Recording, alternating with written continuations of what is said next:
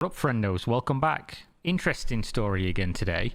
So, Dungeon Fighter Online, probably a game that a lot of you have never heard of. Even if you're an MMO aficionado, you may never have heard of this because for whatever reason, Dungeon Fighter Online has never been a big game in the West. But Dungeon Fighter Online is the literal highest grossing video game, according to a wiki anyway, in the world. Dungeon Fighter Online, gross US dollar revenue, $20 billion. $20 billion. Next highest is Pac-Man. Imagine that fucker. Pac-Man, 12.8 billion. Obviously, that's adjusted for inflation, 19 billion. But Dungeon Fighter Online, Korean MMO, it has a very interesting story of how the game was initially created. Not going to bore you with that one, but I have a video on my channel going over the history of MMOs from the very beginning. Didn't really get a whole bunch of views, but I think if you are interested in the genre and games like this that sort of flew under the radar for a lot of people, it's mad interesting where stuff like this came from and how it actually existed. But basically, somebody working for Dungeon Fighter Online was generating gold and selling it as real money trading on the black market, grey market, whatever we're going to call it, RMT, real money trading. And he generated 7 billion gold, or 7 trillion gold, I think, actually, which was then sold for $2.4 million.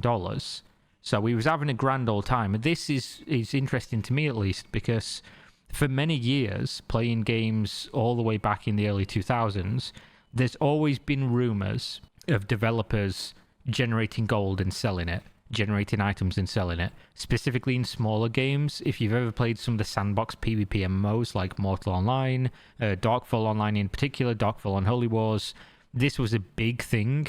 And I obviously knew a lot of the GMs in the game because I was quite clicked up, I guess, back then in those games. And this was something that people talked about all the time, that people were basically making items and selling them to the real money trading crowd. Just a good old bit of corruption. And we know, for example, that people were doing this anyway that weren't developers. I have another video on that where a guy essentially made a living for like 20 years just hacking MMORPGs. He would log into an MMO, he'd figure out how he could best pack it, edit, and give himself money, duplicate items, things like that. And then he would just corner the market, put everyone out of business because he could sell gold cheaper because he was making it out of thin air, even cheaper than bots could. And he was selling, billions of currency across these games for years and years.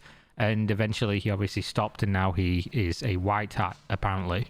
But it's really interesting to see, but it's cool to see we have a confirmed case here of a dev presumably going to go to prison for this. For defrauding his company, I guess. Is it fraud? We'll find out what are they calling it. It seems like South Korea in general is sort of the land where a lot of weird game stuff happens, because as far as I'm aware, they're the first place, I don't think it's happening in the West, where a game developer, multiple of them, have gone to prison for stealing files or trade secrets from another game company, which happened when Terra was made. Seems like it's all about those MMOs. Look, people love going to prison in South Korea about MMOs, apparently. Now that is a good coffee. I'd like to inform you of an anomaly that was discovered during our monitoring of DFO's in-game economy and the steps we've taken to address this issue. Some adventurers may be aware of the incident of gross misconduct that happened within the Korea service for Dungeon and Fighter in September 2020. Since this incident, we've been examining and updating our internal security procedures on a regular basis. It is with regret that I inform you that during our monitoring activities, we tracked similar activities within Dungeon Fighter Online. We detected an account that held an unusual amount of a particular item, and upon further investigation, we confirmed that administrative item creation rights had been exploited. Before I proceed, I'm deeply sorry for this sudden announcement that understandably comes as a shock to our community. One thing people generally don't tend to understand, and I went through this in the video about the guy who hacked currency in games, when a company, for example, sells currency within their game, it's usually because the player trades something that's generated by the company from the cash shop that is consumed on their account, so can't be traded, and they give the money to the person who bought that, essentially, and that gold was generated from playing the game, so it's not inflationary. This is something that people always miss because they think, for example, the WoW token in World of Warcraft is harmful to World of Warcraft's gold economy, which it isn't, in terms of there's no inflation there. Blizzard doesn't generate gold out of thin air. It comes from a person who earned that gold in some way or bought the gold in some way, but it came from a legitimate generation within the game. When somebody just generates stuff just out of thin air, actual currency or items that can be traded and things like that, that is inflationary, and it literally ruins games. Like, it ruins games really quickly. That's why hacks, exploits, and duplications are way worse in general for the actual average player, because they're going to be the ones who feel the creep of things being worth more money. And obviously, if they're earning the same amount of money, it essentially gets to be where you have to play more to be able to buy the things, and it makes it so other people are forced into doing things like buying gold and things of that nature.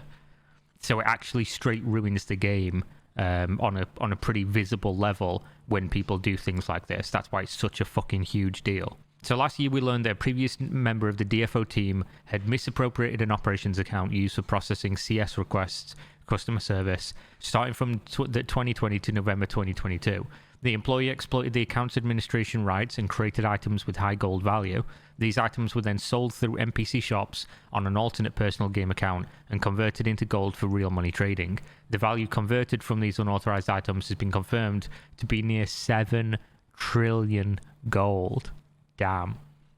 Immediately after detection, all related administrative rights were promptly revoked.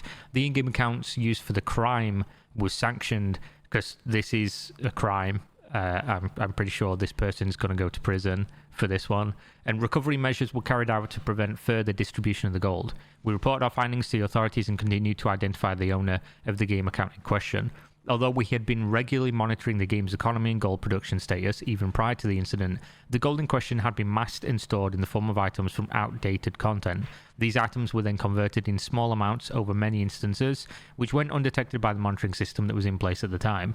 I don't know how their system works, and I know this is like a difficult thing to monitor, and the game's really old, so the chances that they have a very sophisticated way to track gold, like gold into economy versus gold out of economy and things like that, is more slim than some other more modern products that have been developed with this in mind. But this sounds like a little bit of cope that we have all these sophisticated systems, but we just couldn't track the fact that 7 trillion gold came into the system within 2 years, not by legitimate means. I would have thought that would have been apparent, but again, if it was done in a very smart way that somebody who worked at the company knew how to evade their detection, that would make sense as well. So the offender's extensive knowledge of internal security systems allowed them to further evade detection for an extended period, as continuous measures were taken to fortify security processes after the KDNF incident. The anomaly was eventually detected. Even so, we are fully liable for the time it has taken to detect the activity, and we sincerely apologize. Owning it, I guess. They're owning it. Legal actions were promptly taken upon discovering the activity last November. Our priority was to notify our community immediately. However, we received legal advice to keep in confidence all information, as a premature announcement would have affected the proceedings of the ongoing investigation. Yeah, this is completely reasonable, completely makes sense. The community does deserve to know, but you do want this person to face action for what they've done. It is a literal crime, and this game's been going for a long time. It's a mad money generator, obviously, one of the, if not the most profitable game on the planet. So this is totally understandable. One thing I will say is that it seems like the Korean audience is generally pretty good at boycotting things when stuff's handled poorly. I don't know what their reception has been to this, because Dungeon Fighter is still very big in Korea, so I can't really comment on that, but it would be interesting to know. I guess one thing we can look at is the rankings for Korea's PC banks, which is pretty good information. Dungeon Fighter is 13th. Oh, so no, it's not really hurt it whatsoever. It's gone down a couple places, but that would also be accounted for some other games coming out, like BDO getting really popular. So this hasn't impacted Dungeon Fighter in Korea, at least on the surface level that we can see. The situation was one that required rapid yet discreet measures, and due to the sensitive nature of the matter, our official notice was postponed until today. The offender has admitted to their crimes during the first trial held in Korea. Consequently, we received confirmation that a public notice would no longer affect the case, which has allowed us to make the announcement. Oh yeah, this dude's going to prison. Big time. I'm truly sorry to our community, especially as this was a meticulously organised act of deceit by a former member of the DFO team. We condemn this criminal activity, and we are taking uncompromising legal action with a policy of zero tolerance. will make certain that the offender faces the consequences that befit the severity of their crime. I wonder how long you get in prison for this in Korea. Who knows? I guess we'll find out eventually once this actually concludes. The people who misappropriated trade secrets to create terror, they ended up getting, like, I think the main guy got a couple years. This is probably worse than that, and seems like a more open shot, as well as admitting to have done it. But I don't know how many years you're going to get for doing something like this. Lastly, my predecessor, who was in charge at the time of the incident, has taken responsibility for this issue, which led to my succession of managing the DFO service. So he's just got a promotion because his manager failed to find the issue. As live director, I'm fully committed to managing our systems and work processes to prevent similar problems going forth. I'm determined to do everything in my power to provide a better game service and to rebuild the trust our community has in us. So we're aware that this incident may have affected the individual gameplay of our users. It definitely has. That sum of money, it definitely would have impacted people whether they know it or not. And have decided the compensation was necessary with our apology. For adventurers who have been playing DFO with sincerity and the best intentions, these items are given not because we expected to alleviate disappointment or mitigate the severity of the incident, but as part of our deepest apologies for something that should not have happened. And then they just go on to apologize. So this is really, I guess, cool to see, because, like I say, I've played MMOs for so long that people have said, like, oh, there's a rogue dev that is in charge of all of the RMT. That's why there's gold being sold for way cheaper than what you could possibly make money from, even if you're a cutting edge player that's doing everything and exploiting the fuck out of the game as well. It's because they don't have a cost, they don't have a hour per gold or whatever associated with the stuff that they're making out of thin air. Now, this could have been people like the guy who hacked video games for a living for 20 years, or it could be developers. And at this point, I think that's a bit of a conspiracy, but at the same time, when things like this get confirmed and they are true, you got to wonder how many companies do it just to make more money. And, you know, because obviously companies aren't fucking squeaky clean, as we all know. Some of them do break laws and do things that are illegal just to make more money. That is a thing that happens. And how many people are just rogue, under the radar, doing things like this and essentially just slowly chipping away at the game that you're playing and ruining it over time. Okay, I don't know what that phone call was. Don't speak Thai, but apparently there's a delivery or something. Thanks for watching. Video description has like a bunch of links. You can click on them. There's a Discord. That's crazy. There's a Twitch. You can come watch me on there, probably just playing BDO, talking about how the world is generally on fire and things are bad. Watching videos, you know, just having a grand old time grinding mobs on BDO for hours and hours on end. Twitter, X, all those things. You can send me suggestions on content you want to see me cover, anything like that. And yeah, thanks for watching. See you next time. Peace.